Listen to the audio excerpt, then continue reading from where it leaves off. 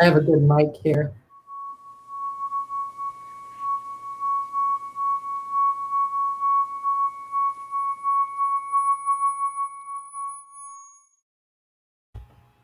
Hello, everyone. Welcome to Wisdom Wednesday.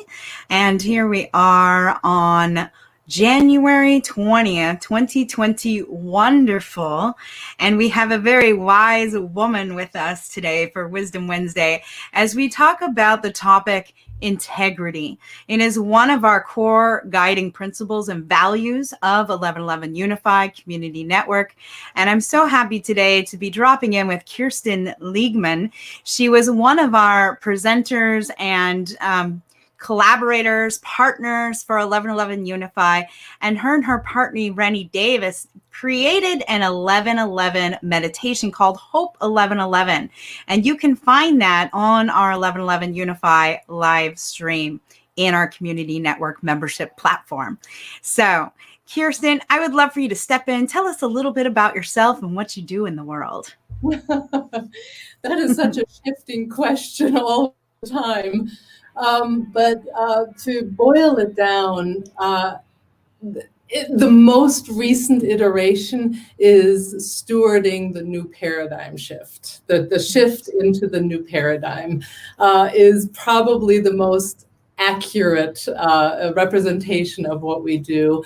It's really about championing human evolution and understanding who we truly are, and that we are on this journey of waking up and looking at what does it truly mean to wake up, not just an ephemeral idea, but no, actually, what does 100% awake truly look like, feel like, express itself like? And so everything that we do is about that inquiry, that journey, that the taking the steps and understanding that we are in a paradigm shift like no other, and really stewarding that forward.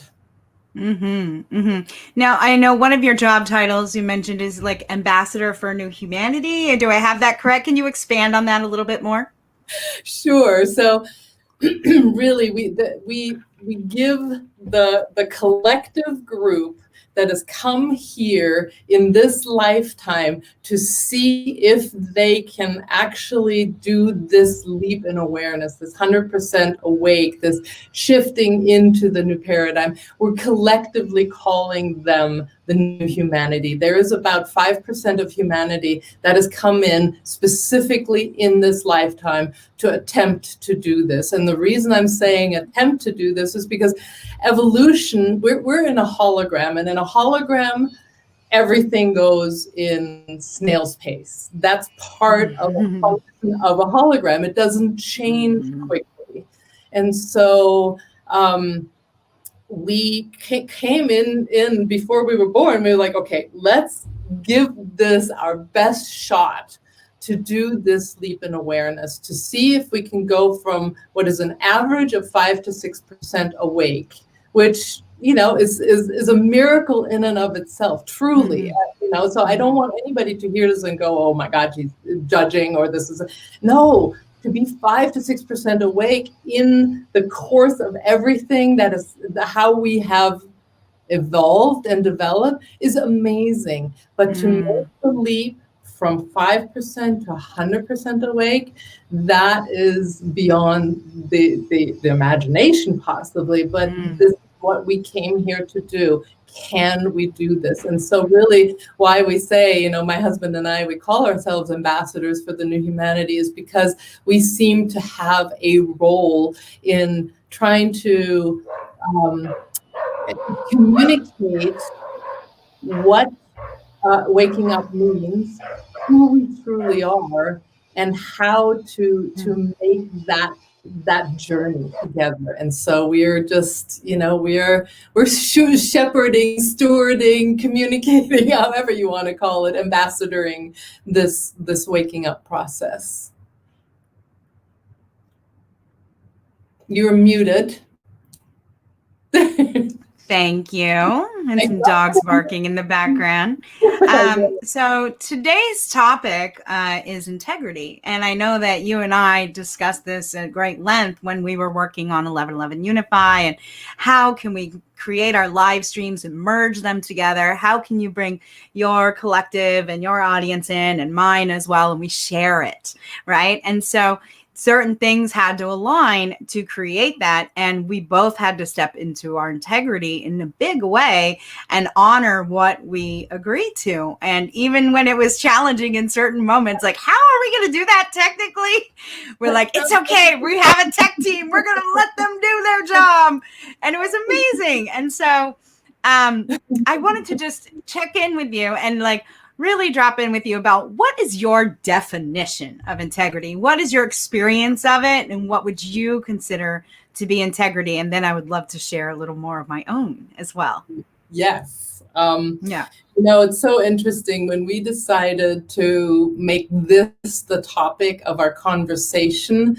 I had one of those beautiful moments that come ever so often, where there is a complete focus on an inward listening around that question.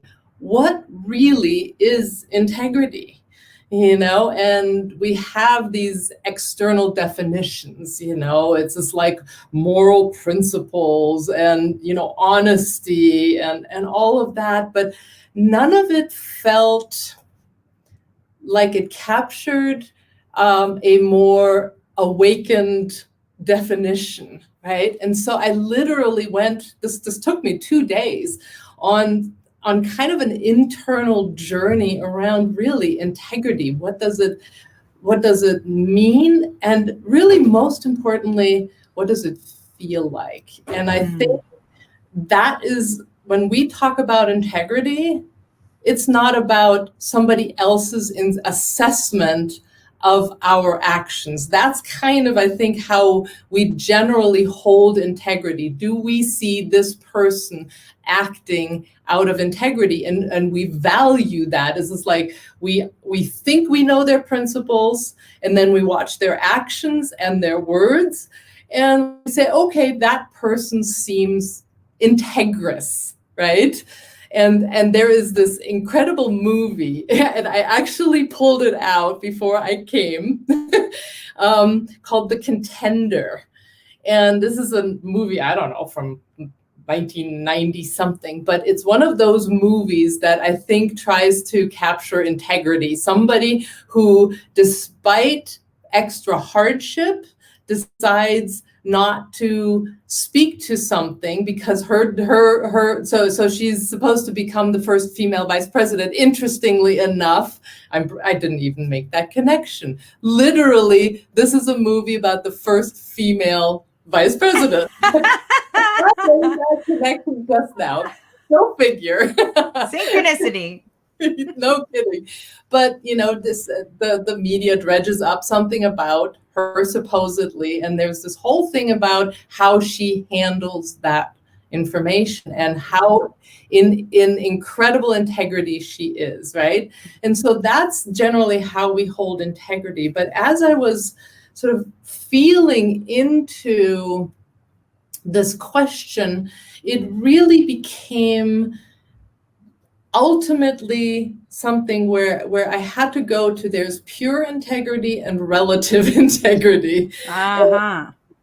So, and my definition for pure integrity is when we are in full alignment with who we are becoming, when we are fully awake and in full alignment with who we are becoming, such that there is the word we've been using in our Call to Evolve masterclass is glitch, internal glitch, where there's no ego that just popped up and, judged somebody, even though you're saying something loving, I mean, I feel like sometimes there's these glitches and you can feel it. And this is so important. We are feeling it now, not just observing. We're becoming better at the subtleties of feeling misalignment when somebody espouses, let's say, this is all about love. The paradigm shift is about now love.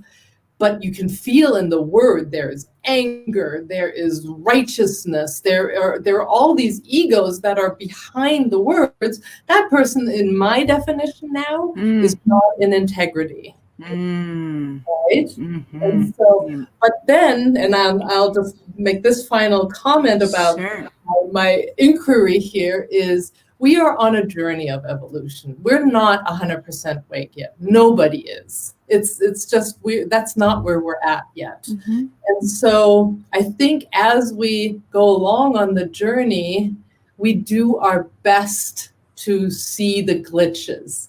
Like right now, we have a conscious, or a subconscious, and an unconscious. And we still have a fracture of the mind, is what that is. And so a lot of things are still hidden to us. And we have, 60,000 thoughts coming through our brains, of which we get maybe 100 we remember, right? Those are all markers of still being asleep. So we can't expect pure integrity at this stage of awareness. And so what our work is in this relative integrity, is to always become better self-observers of ourselves and the glitches that are in ourselves, to start seeing the egos that are at work, the judgment, the irritation, the blame, the victim. All of those are the egos that are the glitches that are in misalignment with what we're trying to say. And so, and there's nothing wrong with that, because of how, let's say you're, 15% awake, right? You can't judge that as pure integrity, but it's the best integrity you can come up with at this point in your evolution. So a little convoluted, but it was just the most amazing journey to sort of meander this understanding and feel into. It was just incredible. Yeah. Well put. I agree wholeheartedly.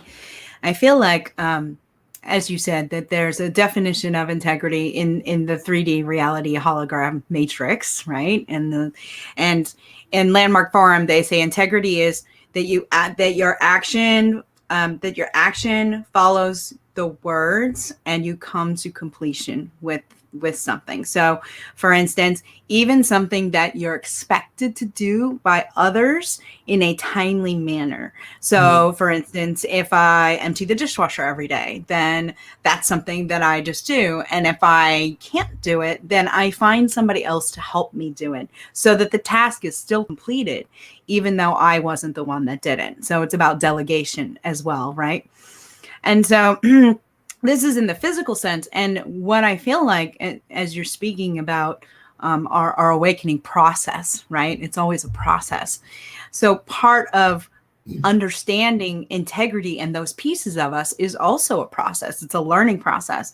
And so, yes, to the glitches and having that be an indicator. So I'm reading a book right now called, it's by Jacqueline Small, I believe. And it's called Codependence to Co-Creation. And part of what she discusses is how the shadow shows us exactly what it is that we need to learn, right? It's our lesson indicator. And that our lower chakras is our earthbound ego self. And then our upper chakras are our higher self chakras, and that we have to meet them in the middle. And when we follow and are led by our heart, and this is me interpreting at this point as well, when you're follow and are led by the heart, then you have indications. So for instance, I see synchronicities happen, repeating number patterns or geometries or big, yoo-hoo, butterflies in the stomach. I get full body truth bumps, right? Instead of the goosebumps, it's the truth bumps. You get the hair standing on the back of your neck. Like, when something's in alignment and feels good.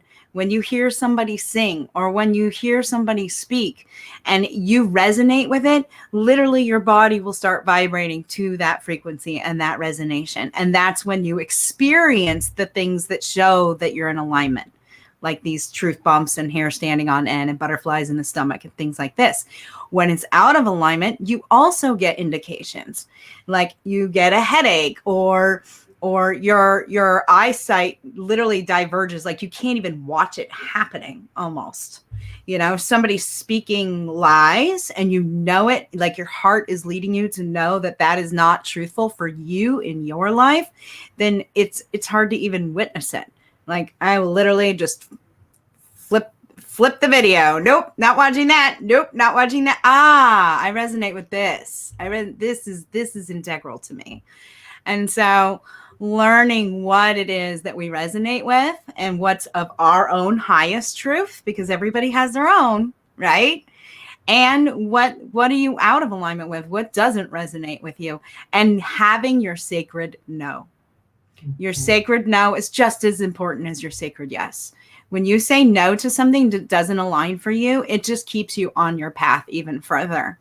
And when you say yes, same thing. You'll get all these signals and all these synchronicities that happen. That's like, yes, like even the video, you're like, oh my gosh, today of all days, right? And just those synchronicities show up and you're like, yes, I'm supposed to be here talking with Anistara about integrity today, right? Yes. So, yes. So grateful. Let's expand on that a little bit. Is there something that you want to expand on and share more? Oh, there was so much, so much in that. Let me take it in this particular direction. So I totally resonate with your, truth bumps, all the indicators that we are learning more and more subtle messages that help guide us. Yeah. One note of caution that I would say is that I don't know if everybody really yet is clear on when they get internal messages, where they come from. And I think that, again, is just a marker of, are you, how awake are you? Are you understanding that you might be getting, a message of caution, right? But it feels constricting. It feels contracting. But it's like, don't take that job. Don't take that job. Let's say as an example, right?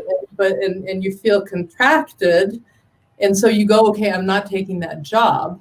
When really that voice in your head was your saboteur ego that doesn't want you to have an expansion experience. Or the victim ego that doesn't let you, move in a particular direction, or the fear ego, So it's really important that as we walk this journey, that we start distinguishing where the messages really come from. Now, the body sensations I find fairly clean. The ripple across the right occipital, is one of mine. It's like, it's like, okay, So, but, when there is voice messages, I think it's really important that we learn to distinguish, does this come from, let's say, your authentic self versus an ego? And, I think the sensation of contraction and fear with it, or anxiety, versus an openness and a passion jump, I think is a good indicator. If it says, don't take that job, but there's no angst with it, there's just a knowingness. What I find is there is a complete calm serenity in that space. There is no angst. There is just flow.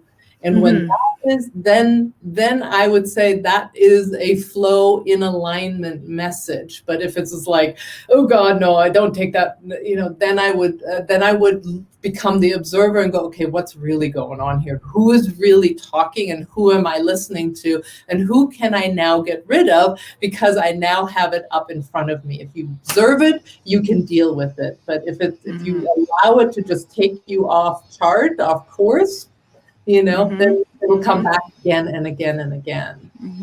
So, now, do you have a certain practice or a certain exercise that you can share with everyone that would assist in understanding which voice is speaking? One of the things that I understand too is, you have yourself and your ego self, and then your higher self creates the triad, and that's the observer self, right? So when you're able to observe what's going on inside of you and see both perspectives, then you can find the happy medium, that middle ground. So is there, like, for me, I write, right? So is there a practice or an exercise that you could share with us that might be helpful in this? Oh, writing is a great one. When you can do out of free writing, where you don't allow yourself to think about what you're writing, that's the important part. You got to get the brain, this artificial intelligence, out of the way to start listening. I would say, there's multiple practices, but really the most powerful one is the second of our 13 life principles. These life principles are the foundational framework upon which we do our work to wake up 100%. And so the second life principle is called check egos. And it is really a powerful process of understanding, number one, that we make a distinction between feelings and emotions. So we don't conflate those at all. A lot of this work, the work that we do, is always extremely precise. So feelings are electrical. They come through your nervous system, and they're the feel good, let's call it that. The appreciation and gratitude, the love, the opening, innocence, all of that. And then there's emotions, and they register as chemistry in the body. It's a chemical reaction. And the check egos principle says that behind every emotional reaction is an ego. It's a one-to-one relationship. We have thousands of egos. That's the first thing people have to start understanding. We don't just have this one ego. No, we have thousands of egos. They get created in situations that generally are fearful or contracting, and you've created them over a long time. And they are what now create your residual self, who you believe yourself to be, right? And the only way, or the most powerful way, to remove them is to observe them, right? And so for instance, one of the things that I do with my one-on-one coaching clients is a process I call the 100% observer. And where I literally take them and I pull out the more evolved part of you, the one that can be in total calm center, that can be completely open in their beauty, and I set them next to me, literally. So we're side by side, and we're looking at the residual self of them that is in an emotional reaction. And then I have them amplify that reaction. I have them actually look at it. And where in the body is it? Is it in the solar plexus, the throat, the head? What are you feeling, and what are the thoughts? And by seeing it so clearly, egos cannot function when you're aware of them. They cannot. And so this is the function of pulling them literally out of the shadows and bringing them so clearly in front of you that they lose control. I've done this multiple times with myself. The first time ever was completely slipped into it, and it was the most amazing experience ever, where I amplified. It was dread was the emotion from a movie. Believe it or not, I Am Legend. Have you ever seen that movie, I Am Legend? Oh God, so long ago. It's just somehow that movie brought so much dread up, and it really had its hold on me for months. And finally, I just said enough, and I brought up the images from the movie, and I amplified, and that pit in my stomach went worse and worse and worse, until one moment, all of a sudden, I reached the peak, and it started dropping off, and then it went poof, and I have not had it since. That's the 100% observer, where you see it so fully that it completely loses control. But you got to be brutally honest with it. You have to be full on willing to see it and not be afraid of the emotions. Wow, that is fascinating. I really appreciate that. You made a distinction between emotion and feeling. Can you expand on that just a little bit more? Yeah. So one of the fundamental understandings of this work is that emotions are not who we are. Yes. Feelings are who we are. That's at the core of who we are and who we're becoming. Emotions are not part of that. And so, as I said, emotions are a chemical reaction that comes from an ego, and egos use the chemistry to control you. I mean, just think about when you have an emotional reaction, any emotional reaction. I mean, we're talking anger, irritation, judgment, blame, victim, Impatience. lack, impatience. I mean, you name it. There's always a chemical reaction that happens in your body. And the way we have reacted to it is we're afraid of it and we let it control us, right? When you get let's say you get a shock of fear or anxiety in your solar plexus, you contract and reduce any ability to think, to feel, you're in a active place, right? Yeah. And we are afraid of seeing that. We are afraid of our own emotion. I mean, think about the last time maybe you felt shame or guilt. The last thing you want to do is go, oh, there's my shame and guilt. Interesting, Right? We always say, the more angry you get, the lower your IQ gets too. Yeah, you're just like, and then there's secondary emotional reactions like anger oftentimes has the Ronnie Righteous ego right behind it.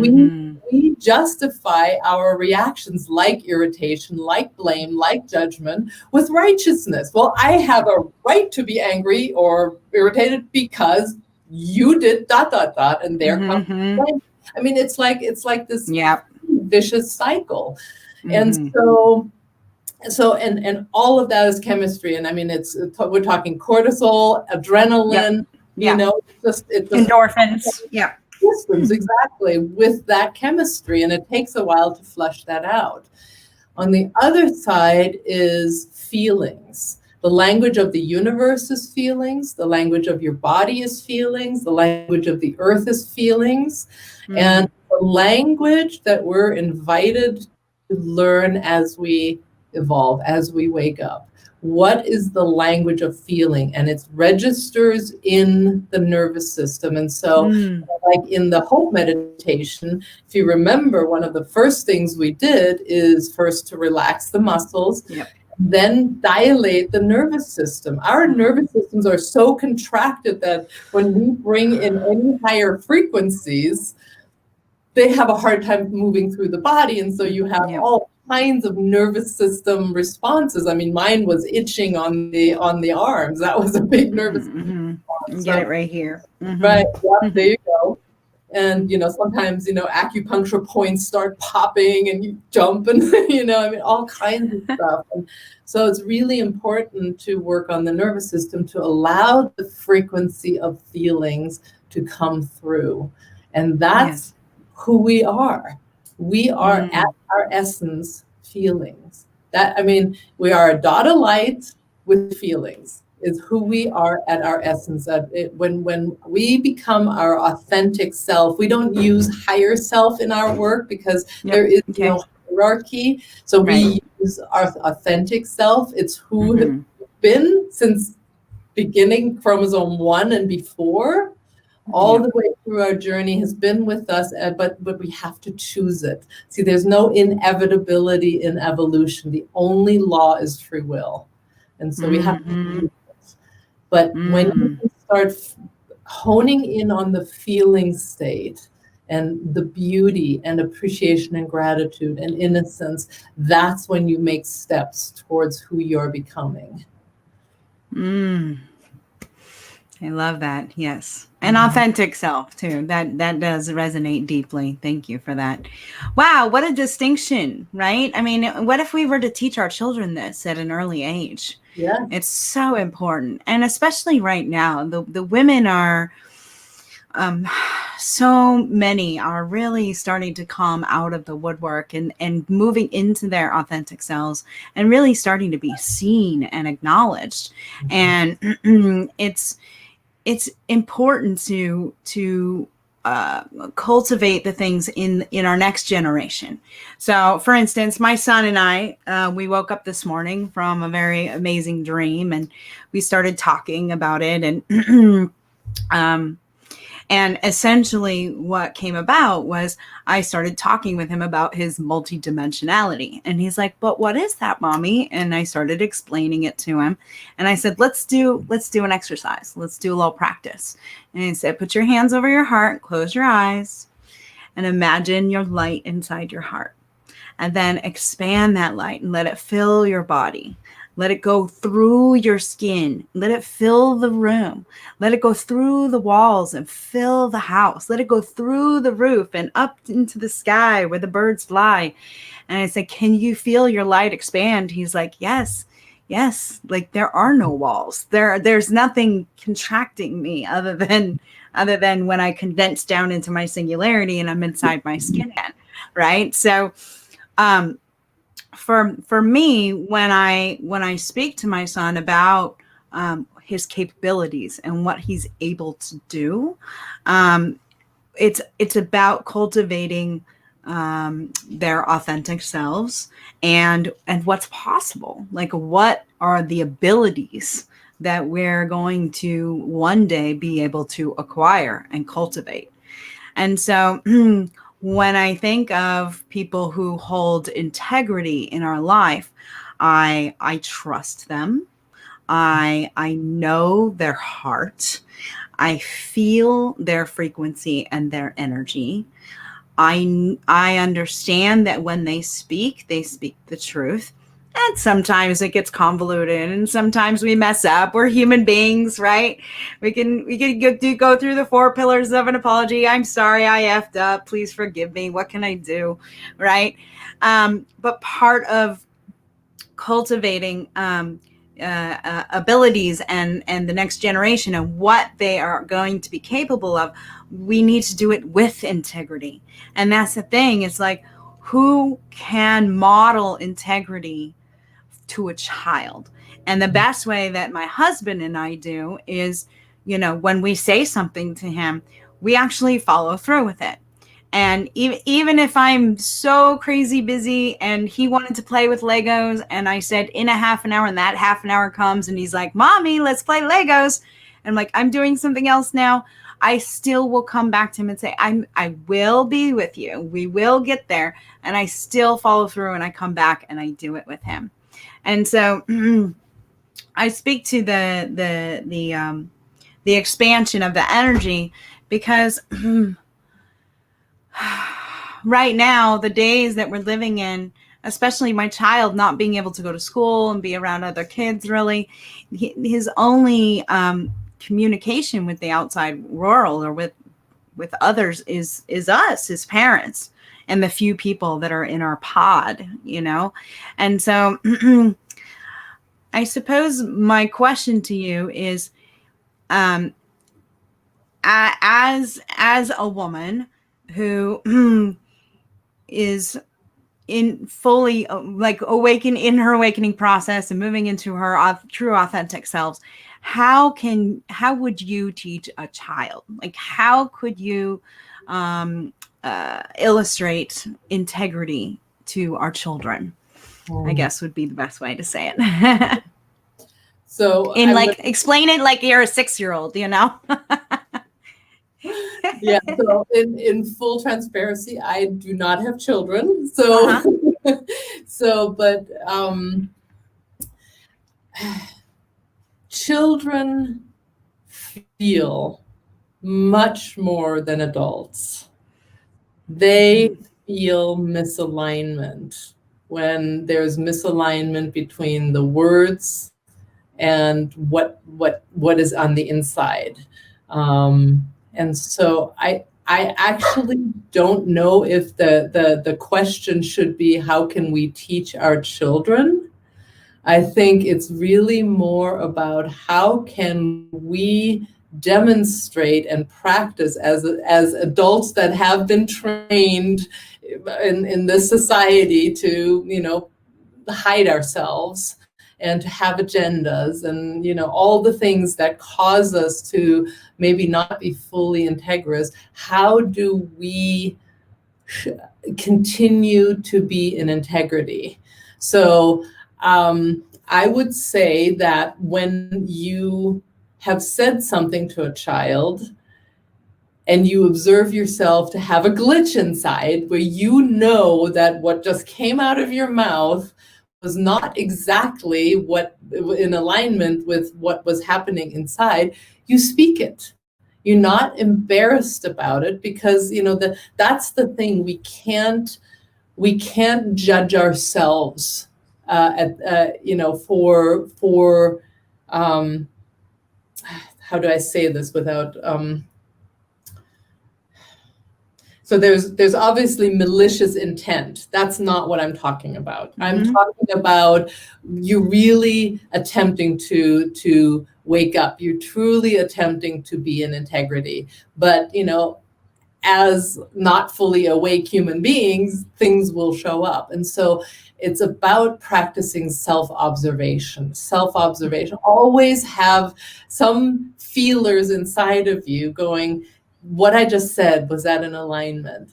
And if not, then speak it, and say, what I just said wasn't quite what I felt. So here's actually what I feel. So you teach the child to constantly self-check and see, was that really in alignment? Yes. You teach them that subtle difference so that their focus becomes, am I saying what I'm feeling? Am I saying in that? I would say that's a really most important part. I love that. Thank you. Yeah. And I do that sometimes. There's moments where, I made a mistake in the kitchen or something, and I'm like, I'm so sorry, Cadence. I really didn't mean to do that. Will you forgive me? And he's like, oh, it's okay, Mom. I did it to you when I was your mother. Like he says things like that to me. And so I definitely am learning to just speak up, when something didn't feel right or whatever. I check in with him too. Like, how did that land for you? Like, was that okay that I shared with you why I'm really sad right now? Like, sometimes Andrew will be like, oh, honey, we don't have to bother him with everything that we're going through. And I said, I understand that. And I do, I put a cap on certain things. And if he sees me crying, I'm not going to lie about why I'm crying. Like, I want him to understand that it's okay that we move through these different feelings and that we're able to express them, and that we can feel honored and heard.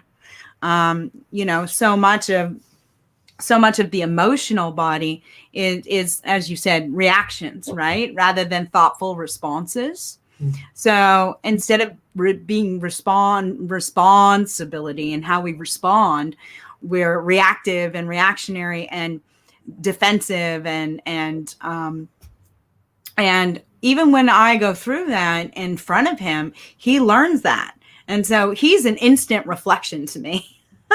Like, oh, wow. Okay. Didn't mean to put it that way. Here, let's rewind, retake. We're going to do that over again. How can we do that over again? Let's, and we'll do it together. We'll redo it together. And so he is one of my biggest teachers in my whole life.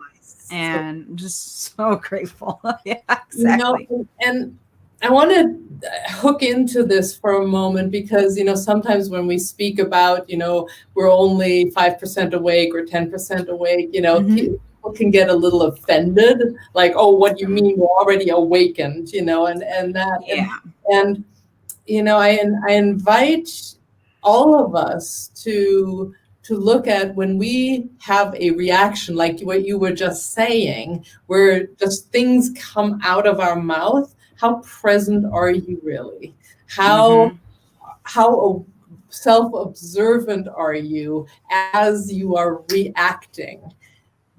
That is a marker of not being very awake at that moment. You know, we go obviously, you know, in some moments we're, you know, 50% awake when we're like, let's say we're in meditation and fully present, you know, it's not a linear process, but it's to understand that when you're going into a fit of rage or when you're, you know, doing something out of an emotional reaction, that is a marker of, okay, you just fell asleep a little bit and then you come back and then you readjust, you know? So I just wanted to hook into that. And then I wanted to make it a little more functional in the, let's say in a business sense. May I go for that? Sure. Yeah. Because, you know, it's like, how do we take this integrity theme that we're talking about into, let's say, a business setting, you know, where we constantly make certain, you know, we agree to tasks, we agree to projects, and how often does a project, you know, go haywire and doesn't happen in the time and the money and all that, you know, and that's a big frustration within business. And so when I was trained in leadership by the Institute for Generative Leadership way back when in like the early 2000s, I was introduced to this process called MAP, Managing Action Practice. And it really is this. It's basically stepping back, saying we are all mature adults. So we step out of the authoritarian, hierarchical way of managing, you know, tasks.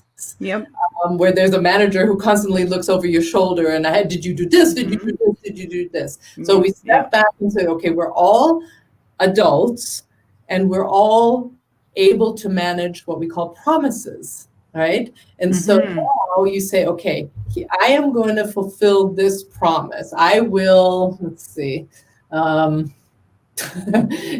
need an example here for a moment. I will finish this particular report by a week from now. You know, obviously certain tasks that go with that, but that doesn't matter at this point. You have assessed as the performer of that yes, I have the capacity, I have the competence, I have the care, and I have the commitment to fulfill this promise. Those are your integrity questions.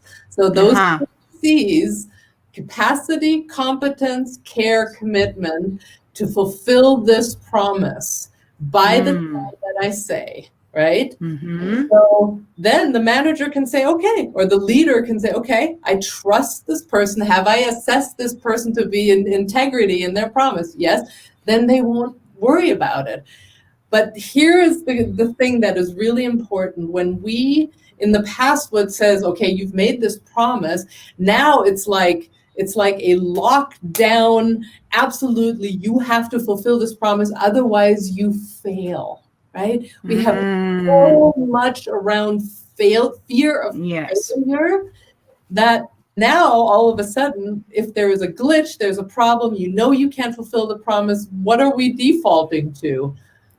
Ignoring it, not saying anything, coming 24 hours later saying, oops, sorry, I took an extra day. You know, we go into either avoidance mode or some you know, emotional reaction mode around it. The important thing here is to manage the promise. Meaning, when you know that there's a breakdown and you won't be able to fulfill the promise, now you start communicating.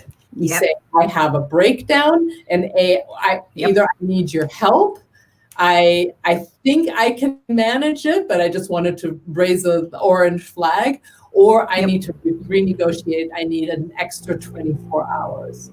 Just imagine if all teams functioned like that, where there was no fear around failure, but you held the promise as sacred as important and you manage it as such. That doesn't mean perfection doesn't mean you will absolutely, on the threat of death, get this promise on the right time. No, we know things happen. That's why you move into flow, but do your best, right? And then you manage it. So that's how we take integrity into the business world or any relationship, any partnership. Yeah, exactly. I completely agree 100%.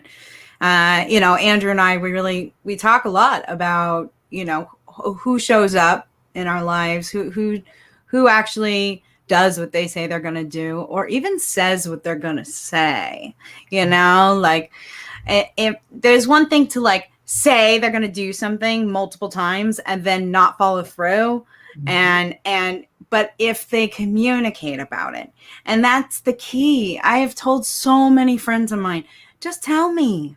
It's okay. Like, we make mistakes. We need more time. Things happen. Like, the kid got sick. Like, I get it. Just tell me. Like, just communicate with me. Yeah. If we said we would be somewhere at 4:00 and it's 4:10, 4:10, 4:05, 4:10, 4:20, and I haven't even gotten a text from you, then that's out of integrity. All I needed was a text at 3:55 saying, you know what? I'm not sure I'm going to make it on time.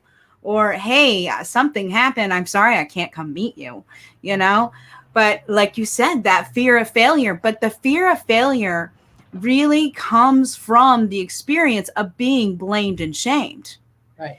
If you haven't been blamed and shamed and criticized by other people because of a failure or an early attempt at success, we like to try and call failure, right? An early attempt at success, then your experience of a failure, you're already feeling it inside. You're already self-judging or like, oh gosh, I'm a terrible person because I didn't text them, or, you have your own feelings around what occurred. And to have somebody else come at you with their projection of their experience, it's hard. It's damaging. And I feel like that is such a huge part of what's going on right now, like in the world and on the internet and everything. Is the blame and the shame and the criticism game. It's just not working. It puts people down. It lowers self-esteem. It breaks down communication. Yeah. And so,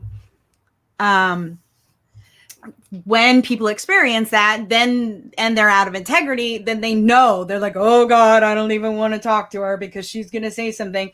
And this has been something that I've had to come to grips with, is how I say something to a team member or somebody I'm working with diplomacy and gentleness and compassion, so that they don't feel like they failed, but that they know that they were out of integrity. And so that to me is a big lesson I'm going through. So I agree with everything that you said. And my job today is to push us more towards what the new paradigm is. Yes, please. Yeah. So, and be mindful, we have 10 minutes left. Okay. We're getting juicy here. Yeah, I know. This is the juicy part, because great. Yes, there has been this dynamic of people judging each other and people taking that on and having emotional reactions. Yeah. As we evolve and wake up, and as we shift into this new paradigm, the person who's having the emotional reaction, meaning feeling the shame of maybe, being late and all that, that's their golden opportunity to see the ego in them and remove it once and for all, so that somebody who's trying to shame them, who cares? The emotional reaction is always in you. The new paradigm takes away the dynamic of somebody is a victim, somebody is a perpetrator. Stepping into our own selfhood in the new paradigm, and don't slip into victim anymore. But that means we've got to understand that feeling shame for not having done something, or being able to be shamed,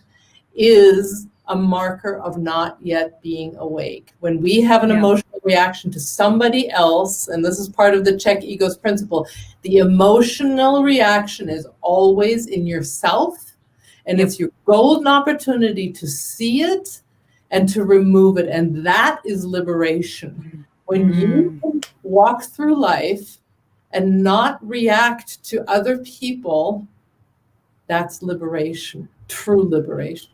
And that's one of the markers of moving into the new paradigm. We've got to get out of the victim-perpetrator model. That is the current paradigm we're in. Indeed. Yeah, thank you so much for speaking to that. And part of that is just stopping, like catching yourself. Just like any practice that we need to begin is by just stopping, taking a deep breath, and saying, did that come from loving kindness? Was that appropriate? Does that bring joy to the person that I'm speaking to? And you want it to be yes. See, even the way you just phrased that, you are, this is now the other side of it.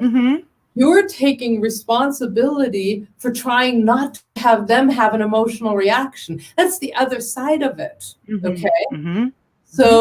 So if we keep tiptoeing in the way we speak things to not hurt the other person, we're taking on their emotional reaction. Now, I hear people saying, well, so there's that, whatever that movement was called, radical honesty or something, where, say anything that you're feeling. That's not evolved either, because absolutely you want to be speaking from your beauty, from your compassion without meddling, from your beautiful space.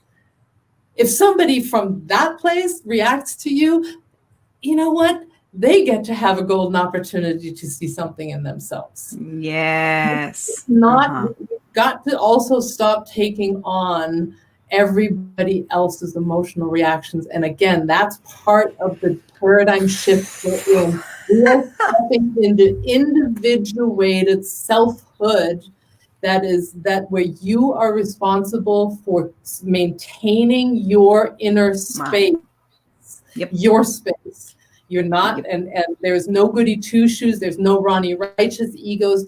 It's this beautiful space where what you know that what flows out of your mouth is in alignment and it is beauty. You're obviously not trying to hurt anybody, but if somebody is feeling hurt, truly it is in them and their golden opportunity. Let that go and step into their own liberation. But frankly, people are so addicted to their emotional reactions. That's the first thing is like, you've got to understand this chemistry in your body is addictive. I mean, just think about righteousness. How addictive is righteousness? So that's part of this brutal honesty with yourself and the ability to see yourself as like, oh yeah, there is my righteousness ego or my hurt ego. And oh my God, I am so in it right now. And I really don't want to come out of it. That's the action. Up says, no, absolutely. That's not who I want to be. That's not who I choose to be. And I will look this in the eye and and go through the steps to let it go, to go into liberation for myself internally.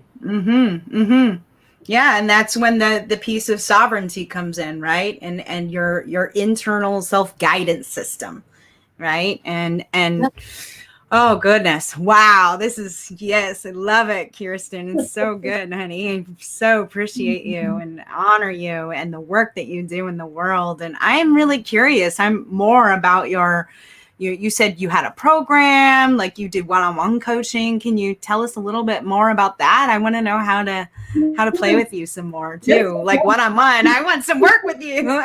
Work, play, work, right? Weave. Absolutely. Yeah. And really it is, I mean, I would say it is my most happy place to be in that kind of a coaching space, and it's just something happens in that dynamic that is just so incredible.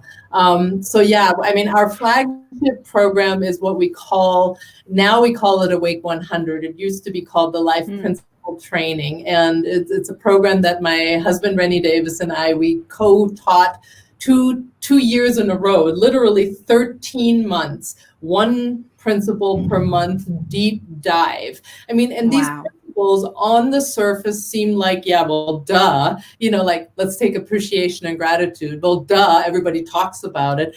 But there are layers and layers and layers and layers with each principle of what it really means in relationship to waking up 100%. We took those 2 years and have put them into what I'm calling a hybrid self-study program. So you basically, do the videos and there's a workbook with it on your own, but we have group coaching calls for that. And that's really our flagship program. And then, I do one-on-one coaching with clients. I can do it in a business setting or just spiritual development, because this can be taken into any situation. I mean, even parenting, even though I'm not a parent, because it's fundamental to who we are becoming. And it goes into every aspect of life. I mean, every domain. So, yeah. Yes, I love that. And so what's the website? How can people reach you and find you? Yeah, so basically just go to ffh.org, which is F like in Frank, F like in Frank House, ffh.org, or Foundation for Humanity is what that stands for. And then just go up, above in the menu, you can find the Life Principle Training there, and it'll take you, to more information there. And there's actually a link where you can go to pull a card every day online. So if you sign up for that, it's really fun. You can basically start and you just take the principle. There's a 1-page write-up, and you just take that principle into the day and and practice it. Can you practice? No blame all day long. Good luck. I love that. Yeah. Right? Yeah. And that is so true. It's like ending that blame, shame, criticism game. It needs to end. And how can we end it? Yep. Yeah. This important. Is how you can end it. I can promise you that. If you do this work, you can end it. We can. Yes. Yeah. And that's the thing, is it as we each do our own we're each in our awakening process, and we're each doing our own internal healing, we're doing it for the collective as well. And so that's important to remember. I went through an experience this weekend, and one of the women that was guiding it, basically I was like, this and this and the collective, and she's like, what if tonight was only about you? And I was like, whoa, okay. I don't think anybody's ever asked me that before. Like, it's just about you. Well, and so to do that deep internal. Sorry, I'm sorry. It's okay. Just to do that deep internal healing. Yeah. Well, really, ultimately, this work is about individuation. This is about individuation. And through that, we then, as a collective species, can make the jump if we choose. Not everybody's going to choose this. And the thing we have to understand, we cannot do this for anybody else. This is free will. We have to each choose to do this jump. So some people will, some people will not, and that's their right, and that's their perfection. Who are we to say that our path is better than theirs for them? Right? And so we have to understand this is not about them. This is about us. And then collectively, whoever chooses to make it together. Yeah. Well said. Well put. Thank you. Well, everyone, this was Kirsten Liegmann and Anistara Ma Ka here, mother of 1111 Unify. You can find more with Kirsten at ffh.org. And we'll go ahead and put that link in the comments below the video as well. And if you feel compelled, please share as well. So blessed be. Kirsten, thank you so much for being here. So grateful to have you. with our topic, integrity. You Everyone have one. Say that again. I just said thank you for having me. This was just so delightful, and I so appreciate who you are and the work you're doing. I love you. I love you too. Thank you, sister. Blessed be. Goodbye, everyone.